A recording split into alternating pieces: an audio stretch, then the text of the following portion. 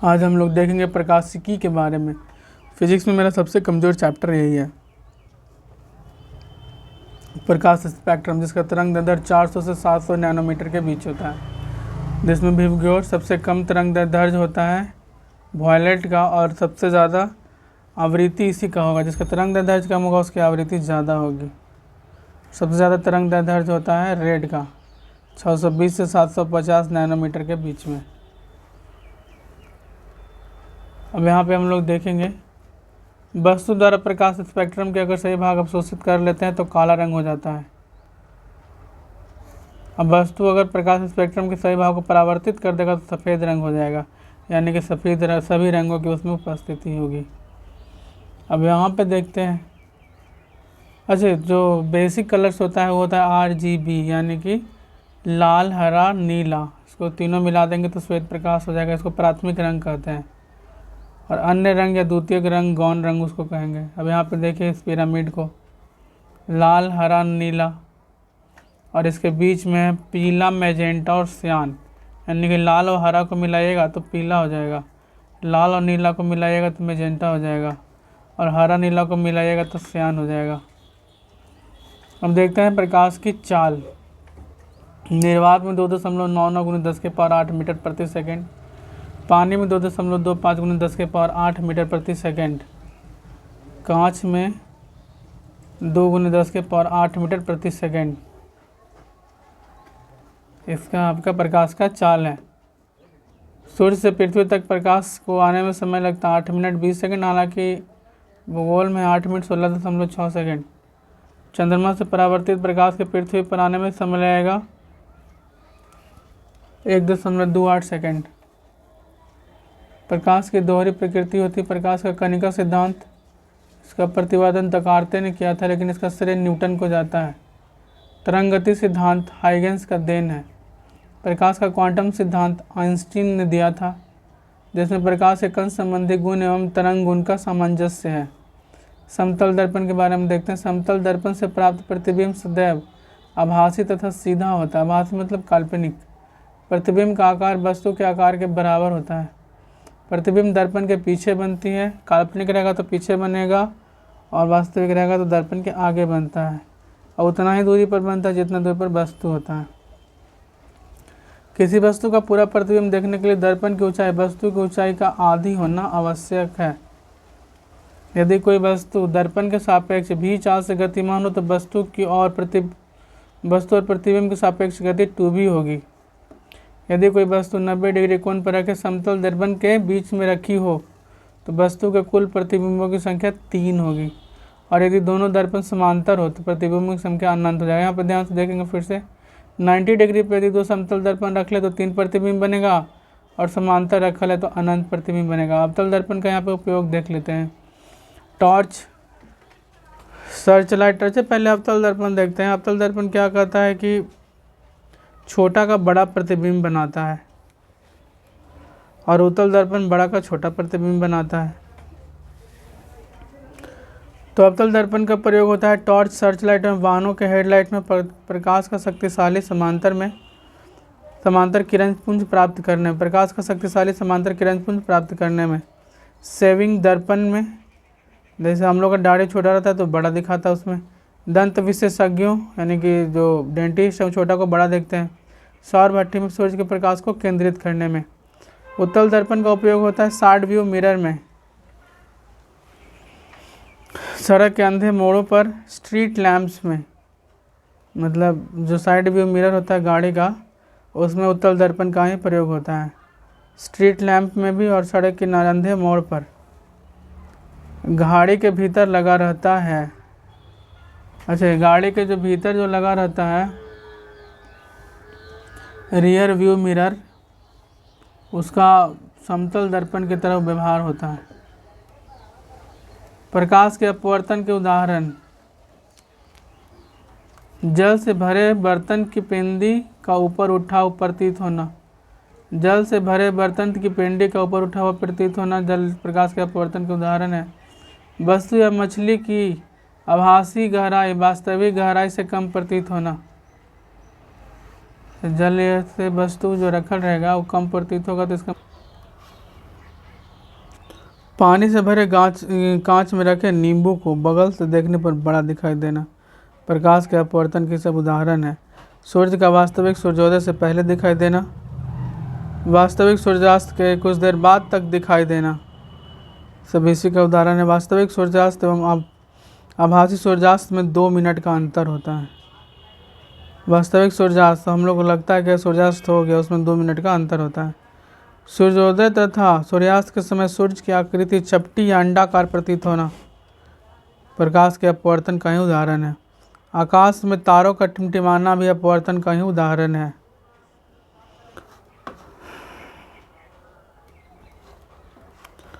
क्रांतिक कोण क्रांतिक कोण के लिए 2 शर्तें हैं।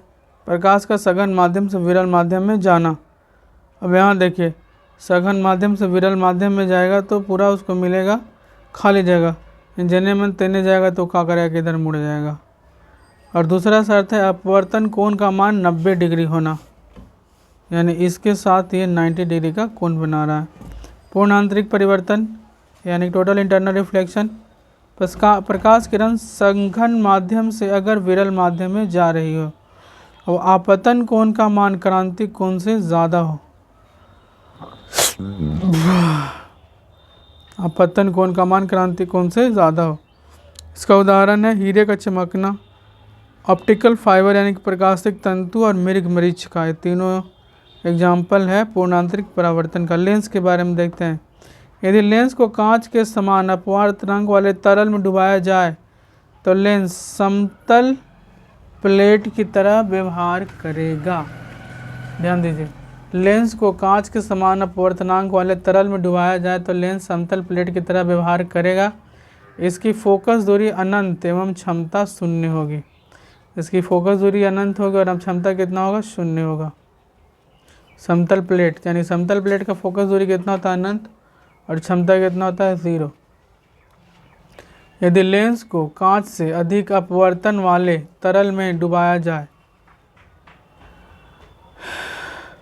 यदि लेंस को कांच से अधिक अपवर्तनांक वाले तरल में डुबाया जाए तो अवतल लेंस उत्तल की तरह एवं उत्तल लेंस अवतल की तरह व्यवहार करेगी। जल में डूबे हुए वायु के बुलबुले की ठीक वही स्थिति होगी जो कांच से अधिक अपवर्तनांक वाले तरल में डूबे हुए उत्तल लेंस की तरह,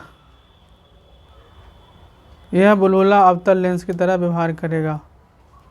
फिर से इसको देखते हैं। जल में डूबे हुए वायु के बुलबुले की वही स्थिति होगी जो कांच से अधिक अपवर्तनांक वाले तरल में डूबे हुए उत्तल लेंस की होती है। अब आपको पता है ऊपर वाले में कि अगर कांच से अधिक अपवर्तनांक वाले तरल में डालेंगे तो उत्तल अवतल की तरह व्यवहार करेगा, यानी कि यह बुलबुला अवतल लेंस की तरह व्यवहार करेगा। लेंस की क्षमता होगा P बराबर 1/f। इसका मात्रक है डायोप्टर। आवर्धन ग्लास, अच्छा इसका लेंस का उपयोग होता है दूरबीन बनाने में, चश्मा में, माइक्रोस्कोप आदि में। आवर्धक ग्लास उत्तल लेंस का बना होता है। दृष्टि निर्धनता,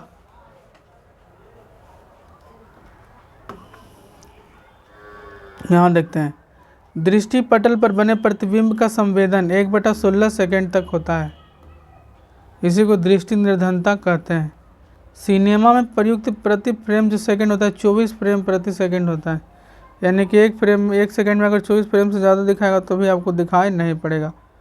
प्रकाश का वर्ण विक्षेपण, डिस्पर्सन ऑफ लाइट, ये है कि प्रिज्म से गुजरने के बाद प्रकाश जब अन्य रंगों में विभाजित हो जाता है तो इसको कहते हैं। इसमें लाल रंग का तरंग दैर्ध्य सबसे अधिक होता है और सबसे कम विचलन इसी का होता है। बैंगनी रंग का तरंग दैर्ध्य सबसे कम होता है और सबसे अधिक विचलित यही होता है।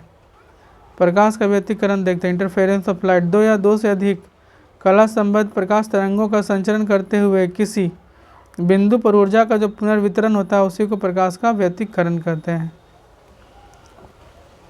इसका उदाहरण हम लोग देखते हैं। साबुन के बुलबुले का रंगीन दिखाई पड़ना, जल के सतह पर फैले तेल की परत का रंगीन दिखाई पड़ना, और सीढ़ी का रंगीन दिखाई पड़ना। और यानी कि अगर रंगीन कुछ चीज़ दिखाई दे रहा है तो चांसेस है कि प्रकाश का व्यतिकरण का उदाहरण है। प्रकाश का प्रकीर्णन, स्कैटरिंग ऑफ लाइट, प्रकाश का संचरण माध्यम में कणों के से टकराकर सभी दिशाओं में फैल जाने को ही प्रकाश का प्रकीर्णन कहते हैं। प्रकाश का प्रकीर्णन तरंग दैर्ध्य पर निर्भर करता है, यानी कि प्रकीर्णन जो होगा तरंग दैर्ध्य का इन्वर्सली का 4 स्क्वायर होगा। तरंगदैर्ध्य ज़्यादा है तो उसका प्रकीर्णन कम होगा। विपरीत है, जिस प्रकाश का तरंगदैर्ध्य कम होता है उसका प्रकीर्णन अधिक होता है, जैसे बैगनी। जिस प्रकार का तरंगदैर्ध्य अधिक होता है उसका प्रकीर्णन कम होता है, लाल। उदाहरण, आकाश का रंग नीला दिखाई पड़ना इसी के चलते है। समुद्र का रंग भी नीला इसी के चलते दिखाई पड़ता है। रंग वाला जो मैटर होगा प्रकीर्णन का ही होगा। सूर्योदय एवं सूर्यास्त के समय सूर्य का लाल दिखाई पड़ना इसी का उदाहरण है, क्योंकि लाल का प्रकीर्णन सबसे कम है। खतरे का संकेत लाल बनाया जाना इसी का उदाहरण है। प्रकाश का प्रकीर्णन गहन अध्ययन सीवी रमन ने किए थे, इसलिए इनको 1930 में नोबेल पुरस्कार दिया गया था। सीवी रमन को नोबेल पुरस्कार मिला था 1930 में प्रकाश के प्रकीर्णन का गहन अध्ययन करने पर। अब प्रकाश का विवर्तन देख लेते हैं, डिफ्रैक्शन ऑफ लाइट। प्रकाश तरंगों के मार्ग में अवरोध आने पर प्रकाश अवरोध के किनारे से मुड़कर निकल जाते हैं, इसे प्रकाश का विवर्तन कहते हैं। उदाहरण देखते हैं, दरवाजे की झिर्री से आने वाले प्रकाश का फैलना। दरवाजे की झिर्री से आने वाले प्रकाश का फैलना किसका उदाहरण है? प्रकाश का विवर्तन का। प्रकाश का ध्रुवन, पोलराइजेशन ऑफ लाइट। अध्रुवित प्रकाश से ध्रुवित प्रकाश प्राप्त करना ध्रुवन कहलाता है। यह क्रिया पोलराइड द्वारा होती है। पोलराइड का उपयोग धूप का चश्मा, खिड़कियों के शीशे आदि में तीव्रता नियंत्रित करने में किया जाता है। फोटोग्राफिक कैमरों, 3D चलचित्रों आदि में प्रयोग किया जाता है। प्रकाश के ध्रुवन के कारण विलयनों को सांद्रण ज्ञात किया जाता है। डॉपलर प्रभाव, किसी तरंग स्रोत तथा प्रेक्षक के मध्य सापेक्षिक गति के कारण तरंग की आवृत्ति में जो परिवर्तन होता है उसी को हम लोग डॉपलर प्रभाव कहते हैं।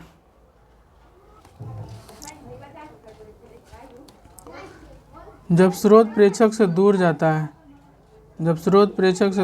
है तो प्रेक्षक के पास आवृत्ति में कमी तथा तरंगदैर्ध्य में वृद्धि होगी। यदि स्रोत प्रेक्षक के पास आ रहा हो तो प्रेक्षक के पास आवृत्ति में वृद्धि एवं तरंगदैर्ध्य में कमी होगी। दृष्टि दोष देख लेते हैं। अच्छा, ये वाला देख लेते हैं। जब स्रोत प्रेक्षक से दूर जाता है तो प्रेक्षक के पास आवृत्ति में कमी, दूर जाएगा तो आवाज़ कम ही ना सुनाई देगा और तरंगदैर्ध्य में वृद्धि होगी। यदि स्रोत प्रेक्षक के पास आ रहा है तो प्रेक्षक के पास आवृत्ति में वृद्धि एवं तरंगदैर्ध्य में कमी होगी। दृष्टि दोष, आई साइट प्रॉब्लम। निकट दृष्टि दोष या मायोपिया 3 से 4, ध्यान दीजिए, निकट और मायोपिया 4 है। इसको दूर करने के लिए 3 से निकट होता है और अवतल लेंस से इसका निवारण होता है तो 4 होता है। अब निकट दृष्टि दोष में क्या होता है? नज़दीक की वस्तु देखना परंतु दूर की वस्तु नहीं देख पाना। इसका कारण क्या है? लेंस की लंबाई बढ़ जाना, लेंस की फोकस दूरी घट जाना। इसका कारण है लेंस की लंबाई बढ़ जाना, लेंस की फोकस दूरी घट जाना, लेंस की क्षमता बढ़ जाना। लेंस की लंबाई बढ़ जाएगा तो उसका फोकस दूरी तो घट ही नहीं जाएगा, और लेंस की लंबाई बढ़ जाएगा तो लेंस का क्षमता ही बढ़ जाएगा, क्योंकि फोकस दूरी घट गया है। P बराबर 1/f होता है, फोकस दूरी घटेगा तो लेंस की क्षमता बढ़ेगा। अब इसका कारण देखिए, जो भूत वस्तु का प्रतिबिंब था रेटिना पर न बनकर रेटिना के आगे ही बन जाता है, क्योंकि लंबाई बढ़ जाता है, फोकस दूरी घट जाता है।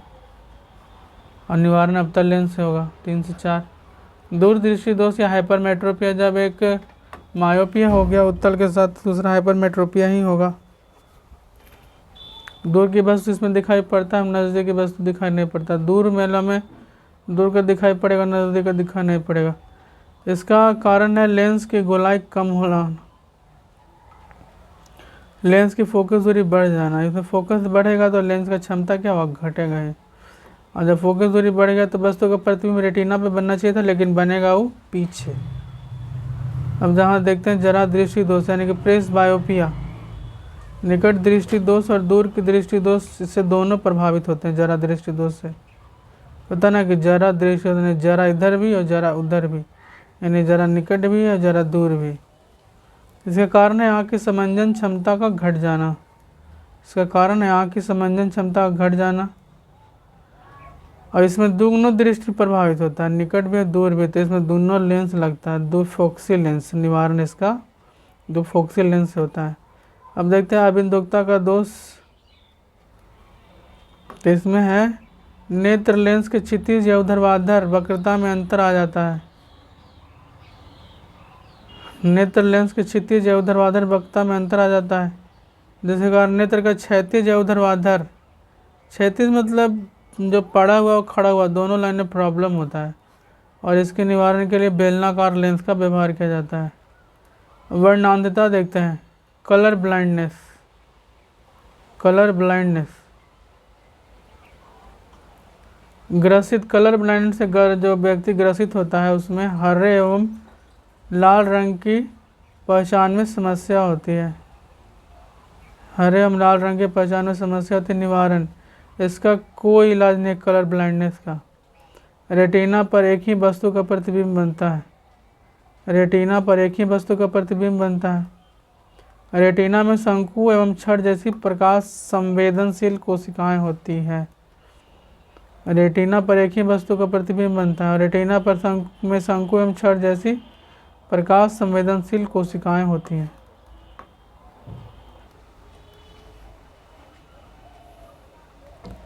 अब देखते हैं विद्युत धारा और चुंबकत्व। कम वोल्टेज पर काम करने वाले विद्युत मोटर जल जाते हैं क्योंकि वो अधिक विद्युत धारा खींचते हैं, और वोल्टेज विद्युत धारा क्या होती है, प्रतिलोमानुपाती होती है। जलते हुए विद्युत बल्ब के तंतु का तापमान सामान्यतः 1500 डिग्री सेंटीग्रेड से 2500 डिग्री सेंटीग्रेड तक होता है। धातुओं की चालकता के क्रम में सबसे ज़्यादा चांदी की चालकता होती है, तांबा का, उसके बाद एल्युमिनियम का। हैलोजन बल्ब का जो तंतु होता है टंगस्टन तथा सोडियम का मिश्र धातु होता है, जबकि बल्ब का जो तंतु होता है वो टंगस्टन का बना होता है। टंगस्टन तंतु में सोडियम मिला होने के कारण पीले रंग का प्रकाश उत्पन्न करता है, यानी सोडियम के कारण ही हैलोजन बल्ब से जो लाइट निकलता है कैसा था, पीला। अब घरेलू विद्युत सप्लाई देखते हैं। लाल रंग सजीव या फेस, जिसको गर्म बोलते हैं, वो होता है। काला तार उदासीन होता है, और हरा रंग जो तार होता है वो आधार होता है, अर्थ। हरा रंग से, हरा से क्या होता है, धरती का हरा रंग है, धरती हमारी, तो हरा रंग हो जाएगा आपका आधार यानी कि बेस, जिसको अर्थ बोलते हैं। काला तार हो जाएगा उदासीन, जिसका कोई यूज़ नहीं है। लाल रंग हो जाएगा सजीव। मानव शरीर के शुष्क, मतलब जब मानव शरीर सूखा होगा तो उसका विद्युत प्रतिरोध 10 के पावर 6 ओम होता है, बहुत हाई। मानव शरीर यदि भींगा हुआ होगा तो उसका विद्युत प्रतिरोध 10 के पावर 2 ओम की कोटि का होता है।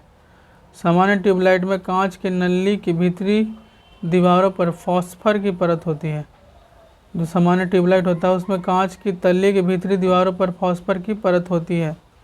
ट्यूबलाइट में आर्गन के साथ पारे का वाष्प, ट्यूबलाइट में आर्गन के साथ पारे का वाष्प, आर्गन मरकरी वाष्प भरा होता है, या मरकरी वाष्प प्लस आर्गन या जीनोन नियोन भरा होता है।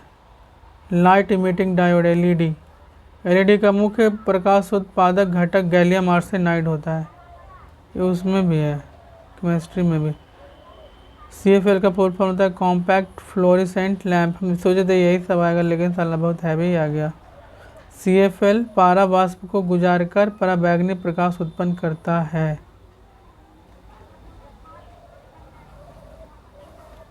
ट्यूबलाइट में श्वेत प्रकाश उत्पन्न करने के लिए तंतु को गर्म किया जाता है। अच्छा, पराबैंगनी प्रकाश जो उत्पन्न किया जाता है फॉस्फर कोटिंग से अवशोषित होकर प्रकाश उत्पन्न करता है। चोक कुंडली और लाइन वोल्टता को बढ़ा देती है। मोबाइल चार्जर एक अपचायी ट्रांसफार्मर होता है, क्योंकि वोल्टेज को लो कर देता है, अतः अतिचालक की पारगम्यता शून्य होती है। वायुमंडलीय दाब पर अतिचालक द्वारा प्राप्त अधिकतम ताप 133 केल्विन होता है। 0 केल्विन पर अर्धचालक की चालकता कितनी होती है, 0। परम शून्य तापमान पर अर्धचालक का विद्युत प्रतिरोध अनंत होता है। परम शून्य तापमान पर अर्धचालक का विद्युत प्रतिरोध कितना होता है, 0 होता है। आगे देखते हैं। वायुमंडलीय दाब पर अतिचालक द्वारा प्राप्त अधिकतम मान 133 तो ये गया। तड़ित से वृक्ष में आग लग सकती है क्योंकि उसमें अत्यधिक विद्युत ऊर्जा होता है, समझे। झामा यानी कि जला कोयला से जर्मेनियम तत्व निकाले जाते हैं। न्यूक्लियर फिजिक्स देखते हैं। नाभिकीय भौतिकी, नाभिकीय विखंडन, किसी तत्व के परमाणु पर न्यूट्रॉन द्वारा बमबारी कर हल्के नाभिक में तोड़ना ही नाभिकीय विखंडन है। हल्के कणों अल्फा बीटा प्रोटॉन जैसे कणों की उत्पत्ति होती है। गामा फोटॉन के रूप में ऊर्जा की उत्पत्ति करता है। गामा फोटॉन के रूप में ऊर्जा की उत्पत्ति करता है, जो कि नाभिकीय ऊर्जा होती है। 1 ग्राम यूरेनियम का विखंडन होने पर 5 × 10⁻23 मेगा इलेक्ट्रॉन वोल्ट उत्पन्न होता है। 1 ग्राम यूरेनियम का विखंडन होने पर 5 × 10⁻23 मेगा इलेक्ट्रॉन वोल्ट ऊर्जा उत्पन्न होता है। परमाणु बम है अनियंत्रित श्रृंखला अभिक्रिया, और हाइड्रोजन बम भी वही है, चूतिया बन गया उसमें। इसमें यूरेनियम U-235 तथा प्लूटोनियम के 2 टुकड़ों का सघन आवरण में अलग अलग सूखे जाते हैं, अलग अलग आवरण में रखे जाते हैं। यूरेनियम और प्लूटोनियम दोनों के 2 टुकड़े होते हैं, के 2 टुकड़े असघन आवरण में अलग अलग रखे जाते हैं, दोनों आपस में रिएक्शन करता होगा। बम के विस्फोट से 10⁻7 है यार, यानी 10 लाख 10 लाख डिग्री सेंटीग्रेड कोटि के तापमान एवं लाखों वायुमंडलीय दाब की उत्पत्ति होती है। परमाणु रिएक्टर अथवा परमाणु भट्टी स्वपोषित नियंत्रित श्रृंखला विक्रिया से कहते हैं। यूरेनियम, इसमें जो ईंधन होता है यूरेनियम 235 या प्लूटोनियम 239 होता है। मंदक मॉडरेटर, न्यूट्रॉन की गति को मंद करना। सबसे अच्छा मंदक होता है भारी जल ग्रेफाइट या बेरिलियम ऑक्साइड, सब मंदक है। शीतलक विखंडन के अत्यधिक ऊष्मा को हटाता है। वायु, जल या CO2 का प्रवाह। नियंत्रक छड़ें विखंडन की दर को कम करता है, यानी कि न्यूट्रॉन अवशोषक के रूप में। कैडमियम अथवा बोरॉन की छड़ें, यह सब नियंत्रक था, हालांकि एक जगह जिरकोनियम भी धले था। नाभिकीय संलयन, 2 हल्के नाभिकों का जुड़ना नाभिकीय संलयन कहलाता है। सूर्य की ऊर्जा का स्रोत यही है, नाभिकीय संलयन है। हल्के नाभिकों का संलयन हाइड्रोजन बम इसी से बनता है। अनियंत्रित संलयन अभिक्रिया इसको कहते हैं। प्रज्वलक के रूप में परमाणु बम का उपयोग करता है। पेयजल में गामा उत्सर्जक समस्थानिक है या नहीं, इसकी पुष्टि पर प्रस्फुरण गणक से की जाती है। तारे अपनी ऊर्जा नाभिकीय संलयन के अलावा नाभिकीय संकुचन से भी प्राप्त करते हैं। अब हम लोग देखेंगे तरंग के बारे में। वेव ऊर्जा का एक स्थान से दूसरे स्थान तक स्थानांतरण ही तरंग कहलाते हैं। तरंगों का मुख्य कार्य यही है, ऊर्जा का एक स्थान से दूसरे स्थान तक स्थानांतरण। तरंग 2 तरह के होते हैं, यांत्रिक तरंगे, एक विद्युत चुंबकीय तरंगे। यांत्रिक तरंगों को में माध्यम की आवश्यकता होती है और विद्युत चुंबकीय तरंगों को परिवहन के लिए माध्यम की आवश्यकता नहीं होती है। यांत्रिक तरंगें 2 प्रकार की होती हैं, एक अनुप्रस्थ तरंगे और दूसरी अनुदैर्ध्य तरंगे। विद्युत चुंबकीय तरंगे भी अनेकों तरह के होते हैं। गामा तरंगे, एक्स किरणें, यूवी किरणें, दृश्य प्रकाश, अवरक्त किरणें, लघु रेडियो वेव, तीव्र रेडियो तरंगे। अब इसमें देखते हैं अनुप्रस्थ तरंगे। अनुप्रस्थ तरंगे क्या है? तरंग गति की दिशा माध्यम के कणों के कंपन करने की दिशा के लंबवत होती है। तरंग गति की जो दिशा होती है माध्यम के कणों के कंपन करने की दिशा के लंबवत होती है। देखिए ऊपर नीचे हो रहा है, जो साइन और कोसाइन वाला होता है ग्राफ। यह केवल ठोसों या द्रवों के पृष्ठ पर ही उत्पन्न हो सकता है, अंदर नहीं। इसके उदाहरण है तनी हुई डोरी, रस्सी में कंपन, जल तरंगे, भूकंपीय एस तरंगे, अनुप्रस्थ तरंग। अब एस तरंगे। अब देखते हैं अनुप्रस्थ तरंगे। एक चीज़ और इसका विशेषता, अनुप्रस्थ तरंगे विद्युत चुंबकीय तरंगे हो सकती हैं। जैसे प्रकाश तरंग एक विद्युत चुंबकीय तरंग है, लेकिन वो अनुप्रस्थ तरंग भी है। अब देखते हैं अनुदैर्ध्य तरंग। तरंग गति की दिशा माध्यम के कणों के कंपन करने की दिशा के अनुदिश या समांतर होती है। ठीक है, जैसे संपीड़न विरलन वाला स्थिति। ये ठोसों तथा तरलों, द्रव गैस के दोनों में संचारित हो सकती है। ध्वनि तरंगे, स्प्रिंग का एग्जाम्पल देखिए। अनुदैर्ध्य तरंग का एग्जाम्पल है ध्वनि तरंग, स्प्रिंग तरंग। भूकंपीय तरंग यानी कि भूकंपीय पी तरंग, वायु उपस्थित उत्पन्न तरंगे ध्वनि तरंगे होती हैं। स्टील में अनुप्रस्थ और अनुदैर्ध्य तरंग दोनों संचारित हो सकती है।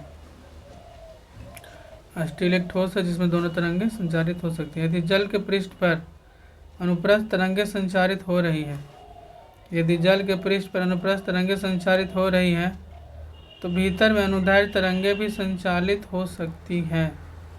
यदि जल के पृष्ठ पर अनुप्रस्थ तरंगें संचालित हो रही हैं, तो भीतर अनुदैर्ध्य तरंगे संचालित हो सकती है, यानी कि ऊपर जो हम लोग मारते हैं ईंटा ढेला, तो जो ऊपर से जो तरंग होता है यहाँ से वहाँ अनुप्रस्थ होता है, वो अंदर अनुदैर्ध्य होता है। अनुदैर्ध्य तरंग का ध्रुवन नहीं होता है। विद्युत चुंबकीय तरंग देखते हैं कौन कौन इसका ट्रिक है यहाँ पे। गामा की XUV इमरान को देखती है, गामा की XUV सीधे हो जाता है, XUV इमरान को देखती है। तो गामा से हो गया गामा किरण, XUV से एक्स किरण, U से अल्ट्रा वायलेट यानी पराबैंगनी, B से हो गया विजिबल यानी कि दृश्य प्रकाश, इमरान को देखती है। IN से हो जाएगा अवरक्त करण, आरांत से हो जाएगा रेडियो वेव्स, पहले लघु रेडियो और नीचे हो जाएगा दीर्घ रेडियो। गामा किरणों के खोज करता थे पॉल विलार्ड है समथिंग, एक्स किरणों के रोंचन है, पराबैंगनी किरणों के रीटर, दृश्य किरण के न्यूटन, दृश्य विकिरण के न्यूटन, अवरक्त किरण के हर्सल, लघु रेडियो किरण का हेनरिक हर्ट्ज, दीर्घ रेडियो तरंग का मार्कोनी। अब यहाँ पे देखते हैं सभी विद्युत चुंबकीय तरंगें प्रकाश की चाल से चलते हैं, 3×10⁸ मीटर प्रति सेकंड। वह उदासीन होती है, इसके पास ऊर्जा एवं संवेग होता है। इनकी अवधारणा मैक्सवेल द्वारा प्रतिपादित अनुप्रस्थ तरंगे, ये अनुप्रस्थ तरंगे होती हैं। सभी विद्युत चुंबकीय तरंगें फोटॉन से बनी होती है। अभी बताएं अनुप्रस्थ तरंगे विद्युत चुंबकीय तरंगे हो सकती है। कैथोड कैनाल किरणें, कैथोड है कैनाल है में भी, अल्फा बीटा ध्वनि तरंग तरंग, ये सब विद्युत चुंबकीय तरंग नहीं है। फार्मूला देख लेते हैं, न्यू बराबर C/λ, T बराबर 1 बटा न्यू और न्यू बराबर 1 बटा T। तो फार्मूला आगे देखते हैं हम लोग। ध्वनि तरंग साउंड, ध्वनि ऊर्जा का एक रूप है, ठीक है। अनुदैर्ध्य तरंग का ही एक उदाहरण ध्वनि तरंग भी है, पिछले वाला पेज में हम लोग देखे थे। अब देखते हैं अवसरक तरंग, अवसरक यानी कि इंफ्रासोनिक, इसकी आवृत्ति 20 हर्ट्ज से नीचे होती है। ज्वालामुखी, भूस्खलन, उल्कापिंड से प्राप्त ध्वनि मनुष्य नहीं सुन सकते हैं, इसलिए इसको अवसरक तरंगें कहते हैं। स्रव तरंगें ऑडियोबल वेव्स 20 हर्ट्ज से 20,000 हर्ट्ज, यानी कि 20 हर्ट्ज से 20 किलो हर्ट्ज के बीच की तरंगें होती हैं। इसी को मनुष्य सुन सकता है, ना इससे कम आना इससे ज़्यादा। पराश्रव यानी कि अल्ट्रासोनिक वेव्स 20 किलो हर्ट्ज यानी कि 20,000 हिट से ज़्यादा होता है, इसको मनुष्य सुन नहीं सकते, परंतु कुत्ता, बिल्ली, चमगादड़ यदि सुन सकता है। गार्टन की सीटी साइलेंट विसिल भी जिसको कहा जाता है, जो कि कुत्तों के प्रशिक्षण में प्रयुक्त होता है, वो इसी से होता है। अब इसका देखते हैं सोनार। सोनार में आपको पता है कि प्रसरव तरंगों का यूज़ किया जाता है, अल्ट्रासोनिक और सोनार। रडार में सूक्ष्म तरंगों का यूज होता है, माइक्रोवेव्स का। कीमती कपड़ों को साफ़ करने में भी अल्ट्रासोनिक वेव का यूज़ होता है। वायुयान में, घड़ियों के पुर्जों को धूल हटाने में, कल कारखानों की चिमनियों से कालिख हटाने में इसका यूज़ होता है। अल्ट्रासोनिक मशीनों, इकोकार्डियोग्राफी, सोनोग्राफी, अल्ट्रासाउंड में इसका यूज़ होता है। कीड़ों को नष्ट करने में भी, छिपी वस्तुओं को खोजने में, स्वचालित दरवाज़ों के नियंत्रण में, द्रव को गर्म करने में भी। ध्वनि की चाल पर विभिन्न भौतिक राशियों का प्रभाव देख सकते हैं हम लोग। तापमान का प्रभाव, तापमान यदि बढ़ता है तो ध्वनि की चाल भी बढ़ जाती है। 1 डिग्री तापमान बढ़ने पर वायु में ध्वनि की चाल करीब 0.61 मीटर प्रति सेकंड बढ़ जाती है। 15 किलोमीटर ऊंचाई पर मैक संख्या 1 का मान समुद्र के निकट 1 मैक संख्या से कम होगी। दाब का प्रभाव, दाब समान रहने पर गैसों में ध्वनि की चाल पर दाब का कोई प्रभाव नहीं पड़ता है। गैसों में ध्वनि की चाल, गैसों में ध्वनि का वेग न्यूनतम होता है।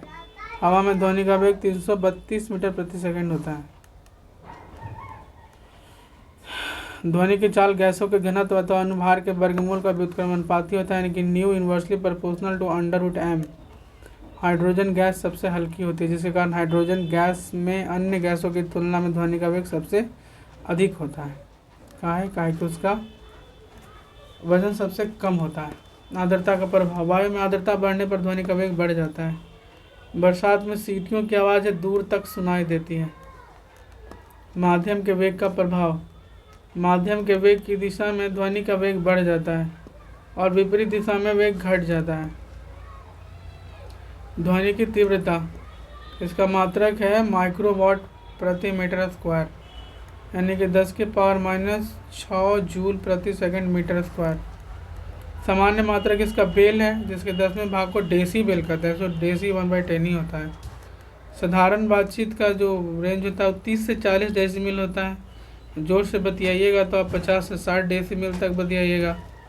विद्युत मोटर की आवाज़ 100 डेसीबल होता है। सायरन की आवाज़ 110 से 120 डेसीबल होता है। जेट विमानों की जो आवाज़ होती है 140 से 150 डेसीबल होता है। और यांत्रिक कारखानों का जो आवाज़ होता है वो 100। अब यहाँ देखते हैं तारत्व यानी कि पिच। मनुष्य द्वारा अनुभव ध्वनि की आवृत्ति को तारत्व कहते हैं। तारत्व के कारण ध्वनि का मोटा या पतला होता है।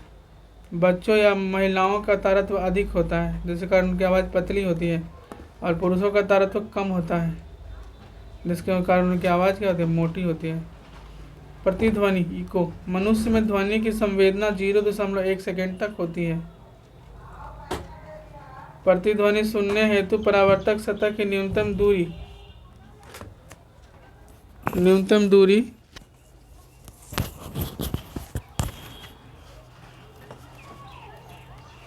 17.3 मीटर या 17 मीटर होती है। प्रतिध्वनि द्वारा समुद्र की गहराई, वायुयान की ऊंचाई, सुदूर स्थित पहाड़ की दूरी आदि माप सकते हैं। सोनार प्रतिध्वनि के सिद्धांत पर ही कार्य करता है, लेकिन सोनार में पराश्रव्य तरंगों का यूज होता है। चमगादड़ अंधकार में भोजन की खोज तथा उड़ान हेतु पराध्वनि उत्सर्जित करता है। अब यहाँ देखते हैं अनुरणन रिवर बेसन। यदि किसी हॉल में अनुरमन काल 0.8 सेकंड से हो तो वक्ता द्वारा दिया जाने वाला भाषा श्रोताओं को स्पष्ट सुनाई नहीं देगा। 0.8 सेकंड का खेल है। व ध्वनि प्रदूषण 80 डेसीबल से अगर अधिक मात्रा वाला ध्वनि रहेगा तो उसको ध्वनि प्रदूषण कहेंगे। WHO द्वारा सुरक्षित ध्वनि प्रदूषण स्तर है 45 डेसीबल। 45 डेसीबल से आप ज़्यादा बोल रहे हैं तो आप ध्वनि प्रदूषण कर रहे हैं WHO के अनुसार। अब हम लोग हीट एंड थर्मोडायनेमिक्स को देखते हैं। ऊष्मा का स्थानांतरण सदैव उच्च ताप से निम्न ताप वाले वस्तु की ओर होता है।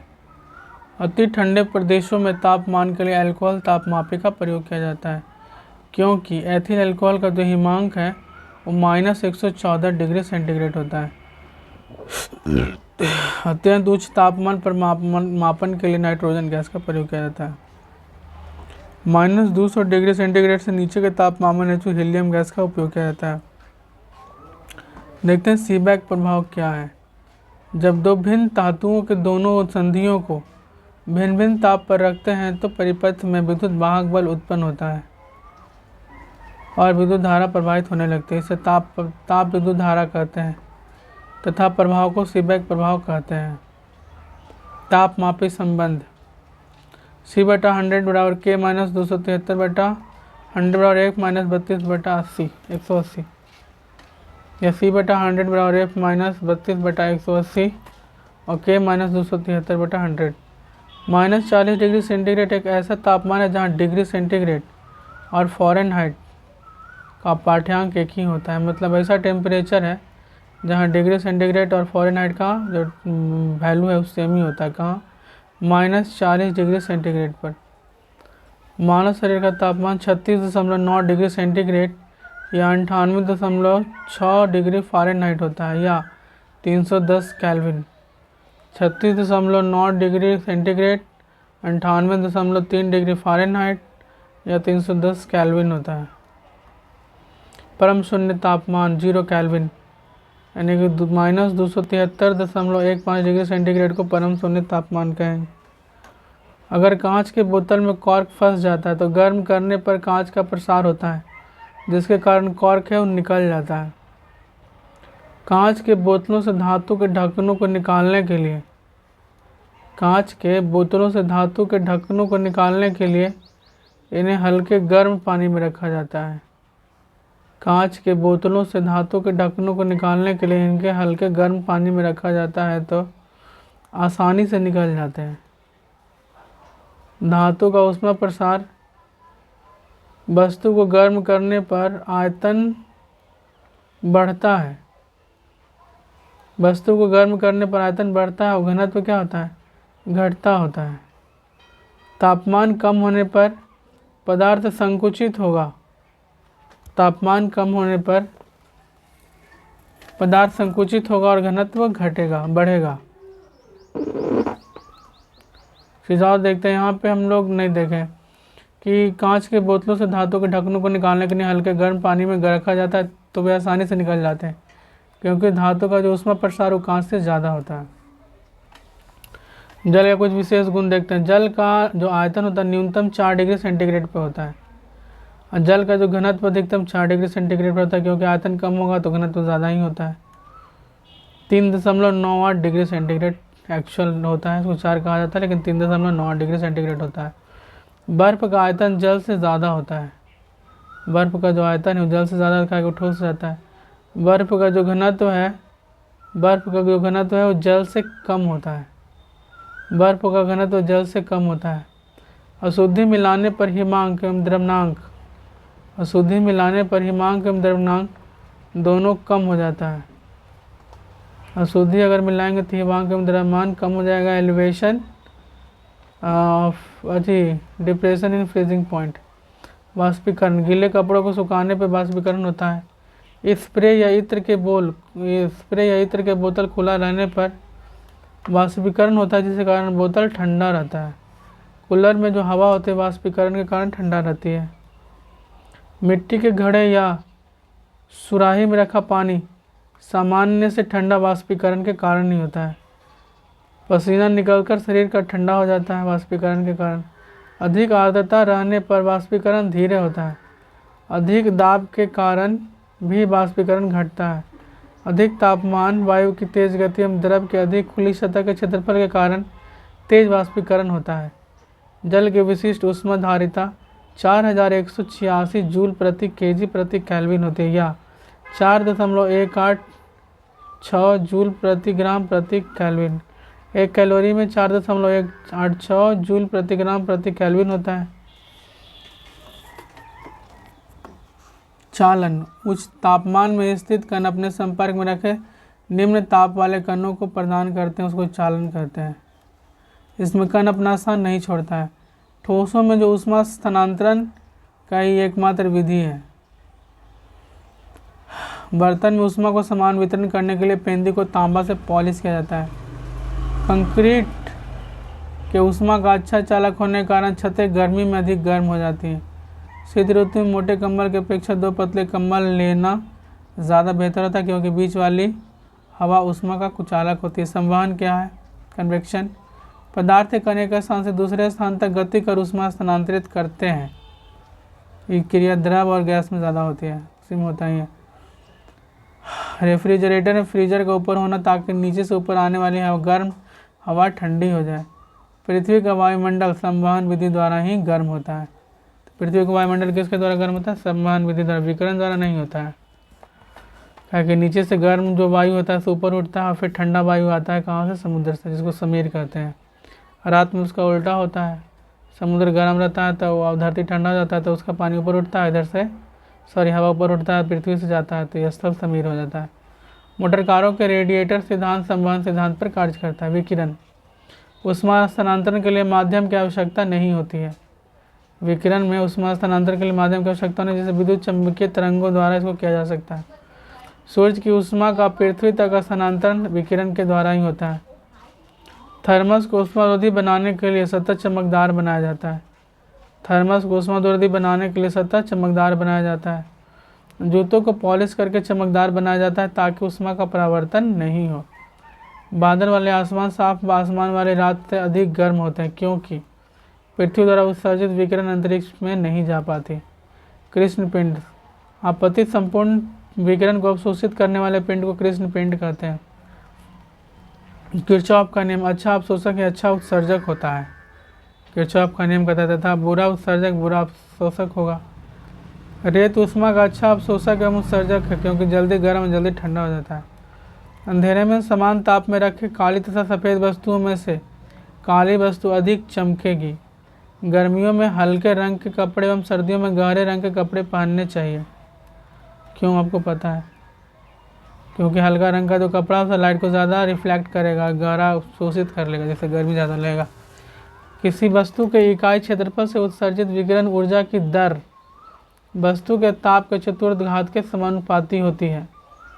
E directly proportional to T के पावर 4 या E बराबर सिग्मा T4, सिग्मा बराबर 5.67 गुना 10 के पावर -8, ध्यान देना 5678 जूल मीटर स्क्वायर प्रति है। साइमन और K के पावर -4, इसको स्टीफन नियतांक कहते हैं।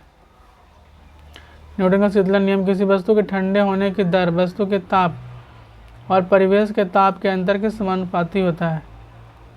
ऊष्मागति का शून्य कोटि का नियम, यदि दो निकाय किसी तीसरे निकाय के साथ अलग अलग तापीय साम्य है तो परस्पर भी तापीय साम्य होंगे। यानी ए बी के साथ है, बी सी के साथ है, तो ए बी किसके साथ होगा, सी के साथ होगा। इसके साथ ही हीट समाप्त हो गया।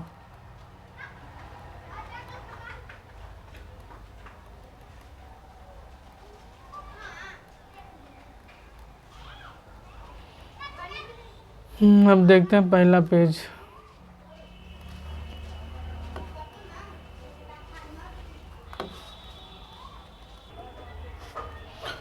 चलिए अब यहाँ पे हम लोग देख लेते हैं। 1 फुट में 30.48 सेंटीमीटर होता है, यानी कि 0.304 मीटर। 1 इंच में 2.57 सेंटीमीटर होता है। 1 सेंटीमीटर में 0.39 इंच होता है। इस चलते 1 मीटर में हो जाएगा 39.37 इंच। अब यहाँ पे देख लेते हैं 1 मील में 1.600934 किलोमीटर या 1.6 किलोमीटर भी बोल सकते हैं। एक समुद्री मील यानी कि नॉटिकल मील में होता है 1.852 किलोमीटर, यानी कि एक नॉटिकल मील 1 मील से ज़्यादा वैल्यू होता है। एक खगोलीय इकाई इसका मान होता है 1.495 गुना 10 के पावर 11 मीटर। एक प्रकाश वर्ष का मान होता है 9.46 गुना 10 के पावर 15 मीटर। एक पार्सेक का मान होता है 3 गुना 10 के पावर 16 मीटर, यानी कि 3.62 प्रकाश वर्ष। एक बैरल में 159 लीटर होता है। C12 के 0.012 किलोग्राम यानी कि 12 ग्राम, यानी कि एक मोल में परमाणुओं की संख्या 6.023 गुना 10 के पावर 23 होता है। इसको हम लोग एवोगाड्रो संख्या कहते हैं। वायुमंडलीय ओजोन मात्रा का मात्रक कौन है, डॉप्सन। प्रवाह मापने की इकाई होता है क्यूसेक, यानी क्यूबिक फीट प्रति सेकेंड। एक बार बराबर 1,00,000 पास्कल होता है, 100 किलो पास्कल। A1 kWh का वैल्यू होता है 100 WH, यानी कि 3.6 एम जूल बराबर 3.6 में 10 के पावर 6 जूल। मैक अति तीव्र चाल मापन की इकाई है। सुपरसोनिक यानी कि 1 मैक से अधिक, हाइपरसोनिक 5 मैक से अधिक। वायु में ध्वनि की चाल 340 मीटर प्रति सेकंड होती है। जल में ध्वनि की चाल 1531 मीटर प्रति सेकंड। हालांकि वायु में कहीं कहीं ध्वनि की चाल 332 मीटर प्रति सेकंड भी देता है। सबसे ज़्यादा ध्वनि की चाल एल्युमिनियम में होती है, उसके बाद निकल में, उसके बाद स्टील में। सोनार जो कि परस्रावित तरंग पर काम करता है। सोनार का फुल फॉर्म होता है sound navigation and ranging. Radar radio detection and ranging पे इसका फुल फॉर्म होता है सूक्ष्म तरंग पे काम करता है। नॉट समुद्री जहाज़ों की गति मापन का इकाई होता है, 1 समुद्री मील प्रति घंटा। बैरोमीटर वायुमंडलीय दाब को मापता है। जब पारा या हवा, ये मतलब मापने के लिए जल, पारा या हवा का प्रयोग करता है, जिसमें पारा सबसे अधिक प्रचलित है। यदि बैरोमीटर का पाठ्यांक अचानक नीचे गिरता है तो तूफान आने की संभावना होती है। पाठ्यांक धीरे धीरे गिरता है तो वर्षा होने की संभावना होती है, और धीरे धीरे चढ़ता है, इसका मतलब दिन साफ होगा। मापा यंत्र हम अनुप्रयोग जो नहीं हमको याद है उसको देखते हैं। ओडोमीटर और टेकोमीटर तो चाल का ही हमको याद है। एल्टीमीटर से एल्टीट्यूड को आप देख सकते हैं, मतलब ऊंचाई मापता है। ऑक्सीनोमीटर यानी पौधों की वृद्धि को मापता है। हाइड्रोमीटर तरल पदार्थों के सापेक्षिक घनत्व को मापता है, तीनों हमको नहीं याद है। हाइग्रोमीटर आर्द्रता मापता है। मैनोमीटर गैसों का दाब मापता है। एनीमोमीटर वायु की गति और विंडवेंथ वायु की दिशा। पायरोमीटर उच्च ताप मापन एवं विकिरण मापता है। स्पिग्नो मैनोमीटर ये तो याद है, रक्तचाप चिकित्सा से रिलेटेड है। गायरोस्कोप होता है, घूमती वस्तुओं का चित्र खींचा जाता है। पायरे हेलियोमीटर सौर विकिरण का मापक है। स्पेक्ट्रो हेलियोमीटर सूरज की फोटोग्राफी इससे की जा सकती है। बोलोमीटर बोलों से बोलने लेकिन तापमान परिवर्तन की माप करता है। कार्डियोग्राम हृदय की गति का मापन करता है। स्टेथोस्कोप हृदय की ध्वनि को इससे सुना जा सकता है, स्टेथोस्कोप से। ऑडियोमीटर ध्वनि तीव्रता का मात्रक है। फोनोमीटर ध्वनि तीव्रता का ये भी मात्रक है। लक्स मीटर प्रकाश की तीव्रता का ही मापक है। लैक्टोमीटर दूध का सापेक्षिक घनत्व या शुद्धता का मापक है।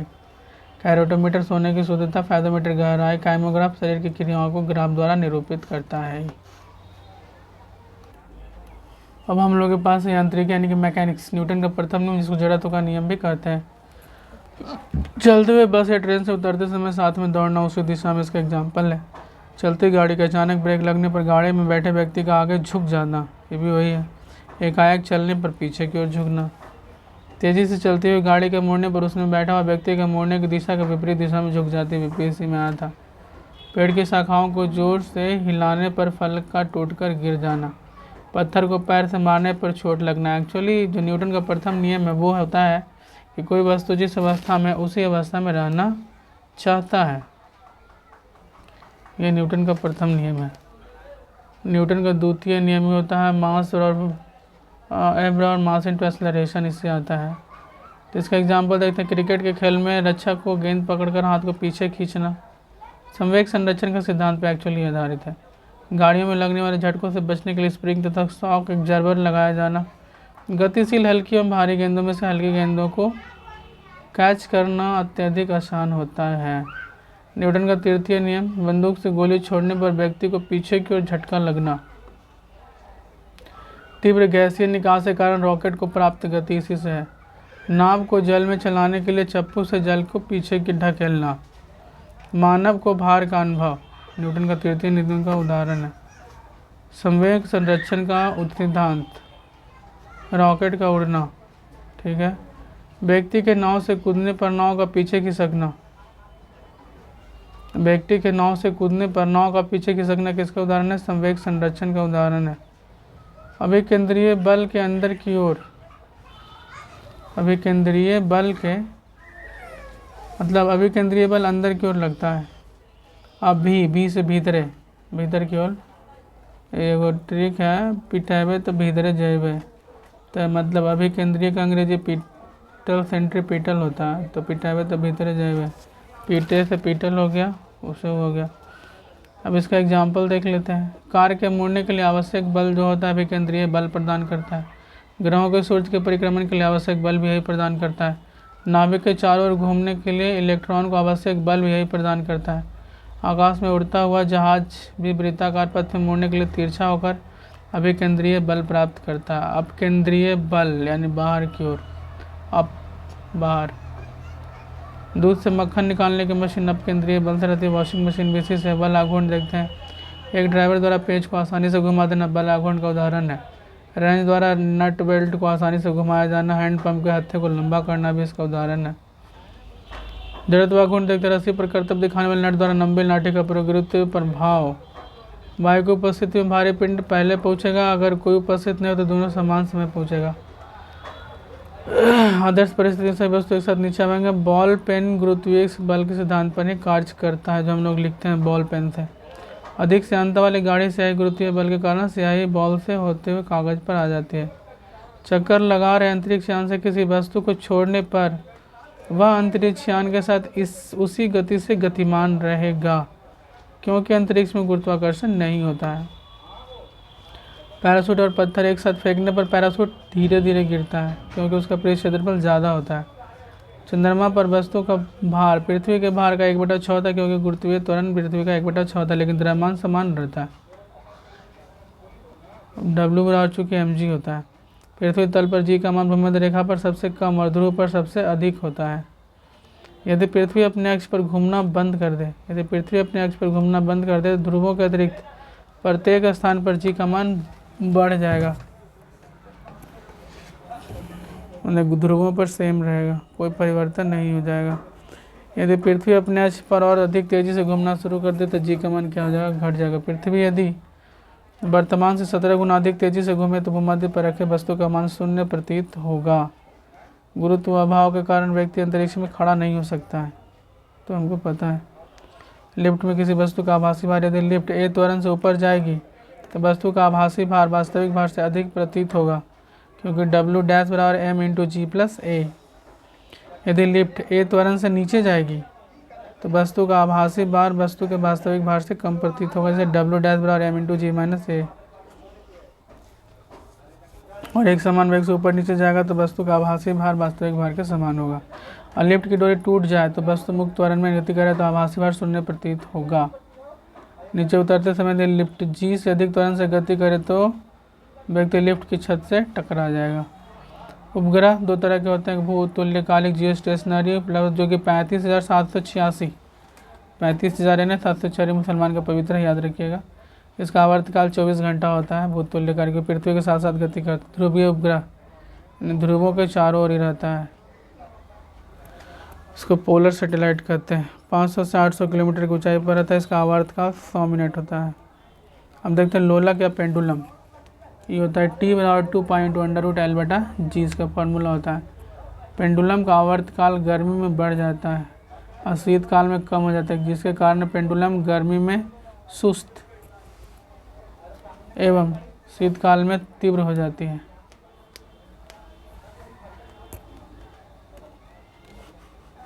क्योंकि लंबाई बढ़ जाएगा ना इसका, तो टाइम पीरियड भी मतलब आवर्तकाल गर्मी में बढ़ जाएगा, शीतकाल में इसका प्रसार कम हो जाएगा तो ये कम हो जाएगा।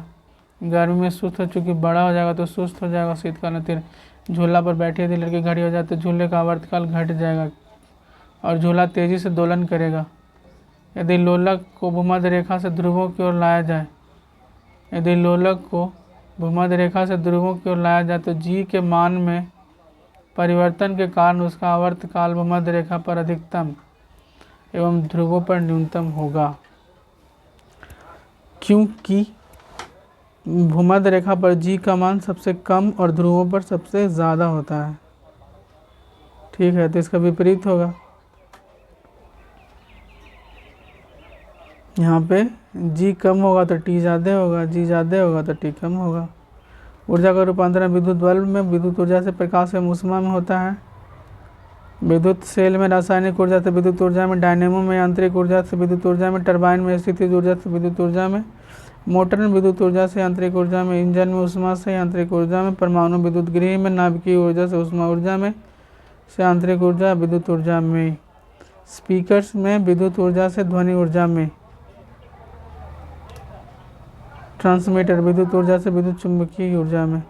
संयोजक बल कोहेसिव फोर्स एक ही पदार्थ के अणुओं के बीच लगने वाला आकर्षण बल संयोजक कहेंगे। जैसे सहसंयोजक यानी कि समान रहेगा तो सहसंयोजक होगा। जैसे द्रवों के बूंदों के संपर्क में आने पर बड़े बूंद का जो निर्माण होता है।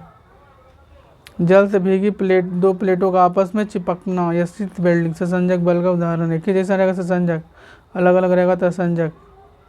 असंयोजक बल अधेसिव फोर्स विभिन्न पदार्थों के अणुओं के बीच का आकर्षण बल। बर्तन के जल से भीगना, चौक द्वारा ब्लैक बोर्ड पर लिखा जाना उसी असंयोजक बल का उदाहरण है। पौधों के उत्तकों तथा जल के अणुओं के बीच असंयोजक बल के कारण मृदा द्वारा अवशोषित जल पौधों के शीर्ष भागों तक पहुंचता है।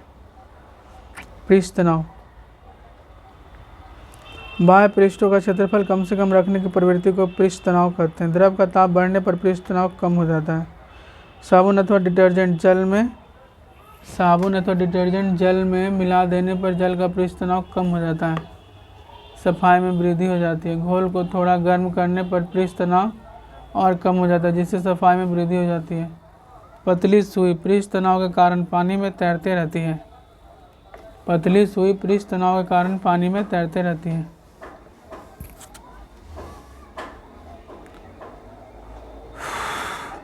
साधारण जल की अपेक्षा साबुन के घोल में अधिक बड़े बुलबुले होते हैं। तो यहाँ पर देखिए, घोल को गर्म करने पर पृष्ठ तनाव कम हो जाएगा और सफाई में वृद्धि। पृष्ठ तनाव कम होगा तो पानी होगा ना, ज़्यादा गहराई तक जा पाएगा कपड़ा में, तो सफाई में वृद्धि होगा। छिड़काव या फुहार से ठंडक लगता है, पृष्ठ तनाव का उदाहरण है। गर्म सूप का पृष्ठ तनाव कम होने के कारण जीभ के अधिक क्षेत्रफल पर फैलता है, जिसके कारण सूप अधिक स्वादिष्ट लगता है।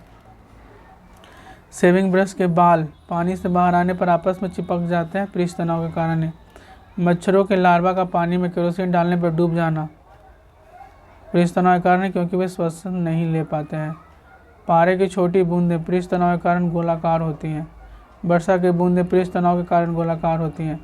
तेल का पृष्ठ तनाव जल से कम होने के कारण उस पर तैरता है। छोटे छोटे बुलबुलों में गैस दबाव बड़े बुलबुलों से अधिक होता है। एक दूसरे के संपर्क में लाएंगे तो छोटा बुलबुला और छोटा और बड़ा बुलबुला और बड़ा होता है। टी बराबर होता है S/L होता है शायद में भी। किस नली T बराबर होता है F/A होता है, सॉरी। क्षेत्रफल कम होगा तो T ज़्यादा होगा, इसलिए छोटा का ज़्यादा होता है टेंशन और बड़ा का कम होता है क्योंकि उसका क्षेत्रफल ज़्यादा होता है। चलिए भाई किस नली देखते हैं। द्रव के जार बारीक छिद्र वाली नली में द्रव के ऊपर चढ़ने तथा नीचे उतरने की घटना को केशिकत्व कहते हैं।